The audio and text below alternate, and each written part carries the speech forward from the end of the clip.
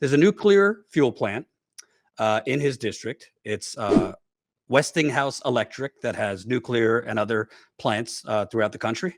And guess what? It's been leaking radioactive fuel for probably 20 years. First, let me read this AP article. This is from a few years ago. No cleanup of nuclear leak in South Carolina for years.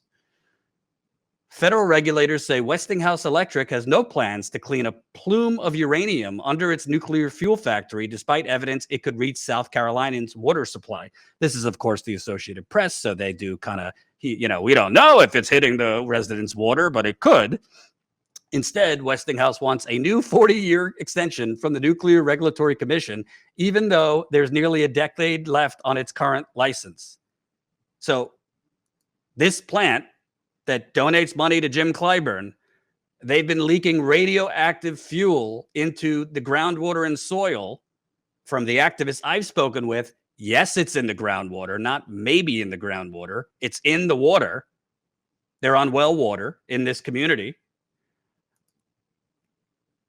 The nuclear plume is under the plant south of Columbia and can't be cleaned until the factory closes.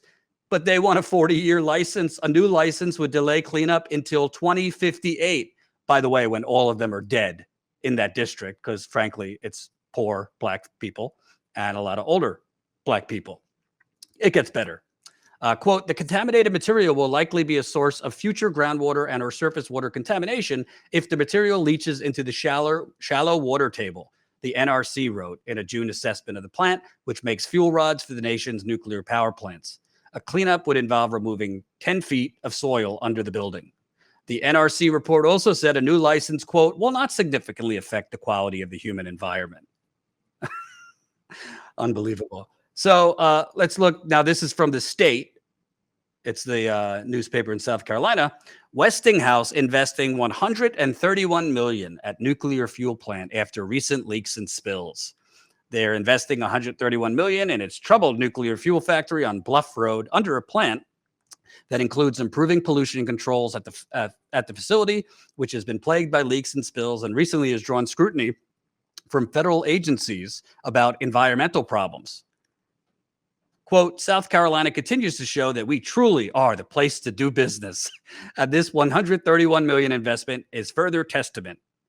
Henry McMaster, the governor, said, we're the place to do business where we will do business that poisons you and your folks. So let's get to James Clyburn. James Clyburn takes the most money from pharmaceutical companies in the country, but he also takes a lot of money from Westinghouse Electric, that is the owner of this plant that's contaminating the groundwater, that's contaminating the soil, and that Clyburn has been silent on. Colin, if you have the graphic of over the years, how much money Mr. Clyburn has taken. 2012, it started. He got $4,000. Might not seem like a lot, but to a congressman in a district that he's not even challenged. Yeah, it's a good amount. He's rarely challenged. This year he's being primaried for the first time in a long, long time. Got 4,000 in 2012, 4,000 in 2014, 2,500 in 2016, 2,500 in 2018, 4,500 in 2020, 1,000 so far this year. Now that's about I think that's 18,500. I've only started looking today. So that's just Westinghouse's PAC directly giving him money. Usually it's not just the PACs funding this giving money to the politicians. I'm sure when I look, we're going to start having to go through the CEOs of Westinghouse, seeing how much money they personally gave to Clyburn. We're going to also have to go through board members of Westinghouse Electric, see how much money they have given to Clyburn. We're going to have to see how much money any sister companies or companies affiliated with Westinghouse has given to Clyburn. So you might say, well, Jordan, that's chump change. Well, it's not. It's not. And Clyburn, theoretically, when it's an older Black community, he's got total control over it in terms of he's not going to lose. I mean, I just interviewed his challenger yesterday. I liked a lot of what he said, but he's not going to beat Clyburn. I'm going to be honest. I don't think he might in the future, but this election, I think it would be tough for him to beat Clyburn. But literally, you have James Clyburn, who went to bat for Joe Biden as Joe knows us, speaking about Joe knows the Black community, who's doing nothing as his own community is being poisoned. Because make no mistake about it, this ain't my first rodeo. This is the same exact playbook that has happened in other places. They leak, they spill their nuclear waste. Hell, I covered in St. Louis a couple years ago, radioactive material from the Manhattan Project days. So we're talking decades and decades ago. Radioactive material was underneath a suburban St. Louis community. And literally, it was leaking all over the community. Children had to play outside in masks, but the politicians would not force that plant to close down because that plant and that company had lined their pockets. So children were the acceptable collateral, and they had to wear masks playing outside. And that community had a very, very high asthma rate. And guess what? Clyburn's district has an extremely high cancer rate. A radioactive material being leaked into groundwater and soil. This is a man who is revered by the Black community, mostly the older Black community, if we're being honest. This is a man that, would Biden have won South Carolina without his endorsement? Yeah, Biden was going to win South Carolina, but would he have won by 30 points if not for Clyburn's endorsement? No. This is a man who goes all over the place to try and stop progressives. He just went to Texas to support the last anti-choice Democrat, Henry Cuellar, who also had an A rating from the NRA. He went there to campaign for him. But he went to Cleveland to campaign against Nina Turner twice. So he's very capable of going and campaigning against progressives. He's not capable of doing something about a radioactive nuclear waste that's being spilled into groundwater and soil. And by the way, the South Carolina Environmental Department, speaking with a source earlier on the phone, they're corrupt as sin. Guess what?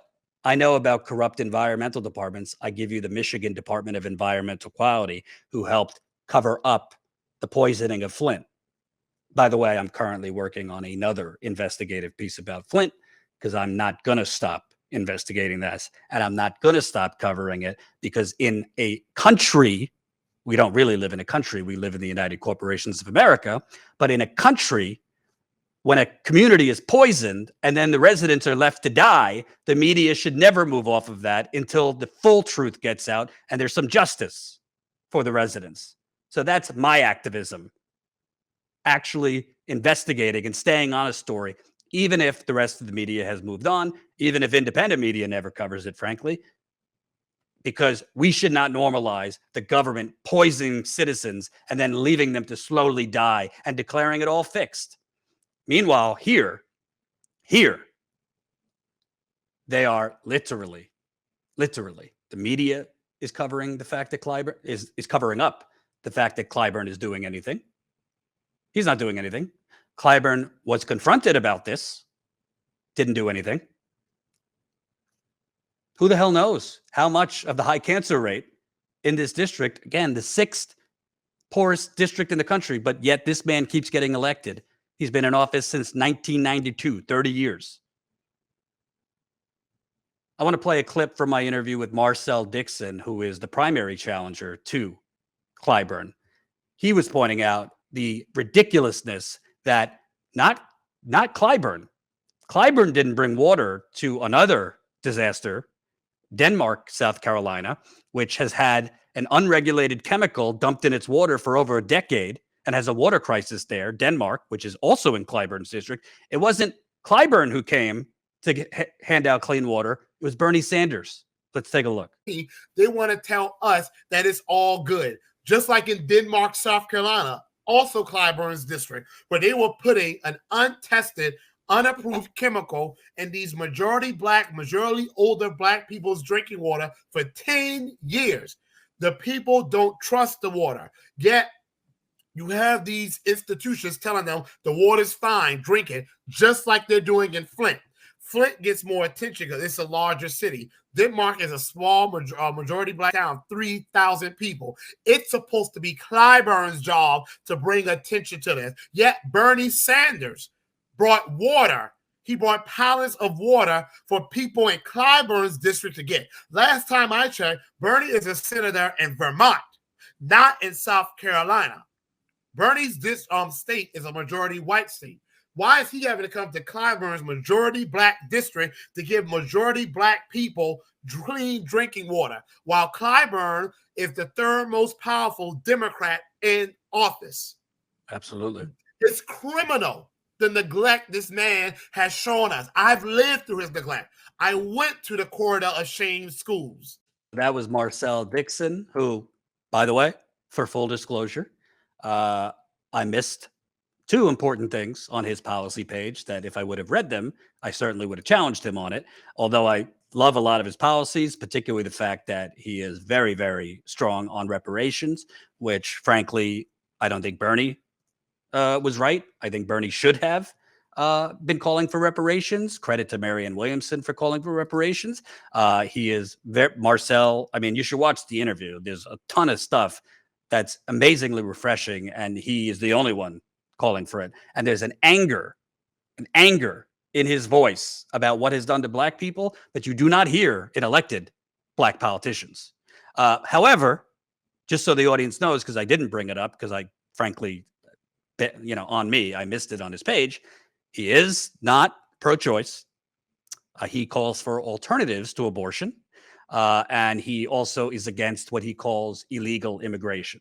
Now, just to give you his complete, view on it, because I did reach out to him after the interview when I learned that he was not pro-choice. I did ask him, if he could explain his position to me. He wrote back, I'm opposed to abortion outside of medical emergencies. Once the child has a beating heart and cerebral activity, abortion has seen 20 million black babies killed due to poverty. And instead of addressing black poverty, people prefer more dead black bodies, not me. Women should have choices. Killing more black babies is not one of them. So that's what he said. I wanted to make sure the audience was aware, because I didn't bring it up because it was just bad on me. I looked at his policy page and it was kind of towards the bottom and I didn't see it. I get what he's saying.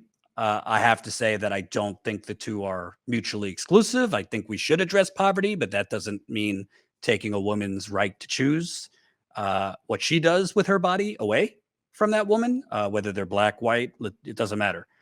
So I completely disagree with that, although I get what he's saying as far as, not killing more black babies. As far as him being against illegal immigration, his viewpoint on that is they're taking jobs away from black people. I don't agree with the term illegal. They're humans. And I also don't agree that they're taking jobs away from black people. I think institutionally, the government has never created a system for black people to get the same economic opportunities as white people. So I just wanted the audience make sure you guys do those two things. If you're in South Carolina and you're voting in this district, or just if you watch the interview, I want to make sure you guys know the whole picture. But the bottom line is, and keep those super chats coming, I'll read them at the end. Steve had to go to deal with something with his kid.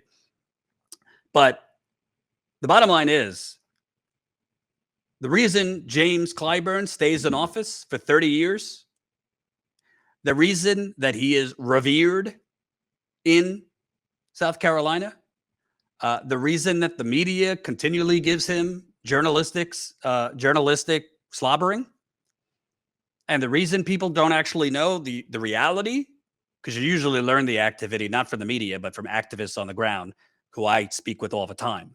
For people who say, "Oh, Jordan, you're a Democratic sycophant." Name one channel that has given more activists in this country a microphone than Status Coup. But the reason all of this continues is because we don't actually we have a media that is complicit with the corruption. We have a media that will not cover or challenge Clyburn down there or nationally because they are funded or owned by corporations. That's why I say we live in the United Corporations of America. We have a media that literally, you have journalists that I have spoken with that are investigating, they're finding the goods. And once they find the goods on people like Clyburn and they begin writing the story, their editors kill it.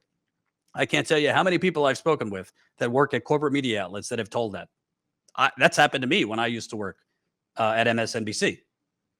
So that's the reason. Do you think people would want to vote for James Clyburn if they knew that he was literally getting funded by the very plant that is poisoning them? Do you think the people in his district, the 6th district, one of the poorest in the country, would just be silent if they knew the full scope of this plant and how much fuel has been leaking, for how long it has been leaking? Look at what's going on in Hawaii at Pearl Harbor. The Pentagon was literally leaking nuclear fuel that was stored right above the aquifer in Hawaii. The Pentagon was spilling that fuel for 4 decades. The Pentagon knew it. They said nothing. Activists went to the media for year after year, went to politicians year after year. Nobody did a damn thing until it became so obvious and they couldn't ignore it anymore. And to the viewer who made the comment, to be clear, this ain't only happening in South Carolina. I covered this in St. Louis at a nuclear waste plant where that fuel was leaking from the Manhattan Project days. They had buried stuff there. There is nuclear waste being buried all over the country. You have arsenic buried under the ground that many times is leaking. Yet James Clyburn is revered. Thanks for watching, and make sure to tune in to Status Coup's daily live stream Monday through Thursday at 5 o'clock Eastern Time and Fridays at 4 o'clock Eastern Time.